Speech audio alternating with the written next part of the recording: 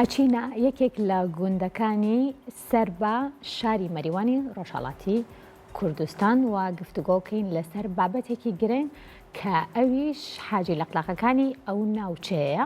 بێگومان خەڵکی ناوچەکە بۆ ئەم ساڵ یەکەمین چالاکی خۆیان بە دروستکردن و پێشوازیکردنێکی تایبەت لە حاجی لەقلاقەکانی ئەو ناوچەیە بێگومان دەرئەبڕن و ئەوەی کە قسە و باسیشی لەسەرەکرێت بۆ ئەم ساڵ یەکەمین جارە کە کارێکی لەو شێوەیە لەلایەن خەڵکی گوندەکە و خەڵکی ناوچەکەەوە بە ئەنجام گەێنرێ.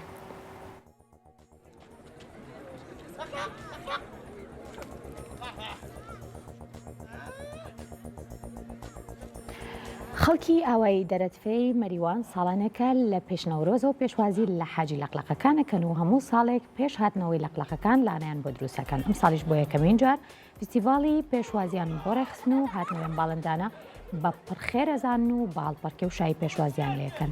چوار ئاوایی دەوروبەری گۆمی زرێباری مەریوان لەم ساڵانەدا بوونەتە هێلانە و لانەی ئەم لەقلەقانە و هەموو ساڵێ ڕوو لەو ناوچەیەکەن و چەند ساڵێکە خەڵکی ئەو ئاواییانە لانەی تایبەتیان بۆ دروستەکەن و لە ئێستاشدا فستیڤاڵی پێشوازیان باڵندانە بۆتە بۆنێکی گەشتیاری و ژینگە پارێزی و گرنگ کە لە ئاست ئێراندا دەنگی داوەتەوە.